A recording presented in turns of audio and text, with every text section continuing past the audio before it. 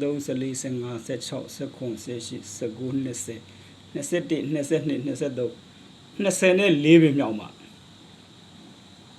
4 5 9ပေါ့နော်တော်တော်ဒီ4 9 5ဆိုတဲ့ပရိတ်ကလေးက4 5 9ဆိုပြီးမှလာချပေးတာတဲ့ကျွန်တော်22ပင်ရနေရည်လိုက်တဲ့အခါမှာ1 2 3 4 5 6 9 10 11 12 13 14 15 16 19 18 19 20 21 22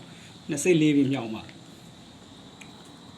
4ပရိတ်9ပရိတ်5ပရိတ်ပေါ့နော်ဒီ4 5 9ဆိုတဲ့ကဏ္ဍပတ်လေလေးอ่ะ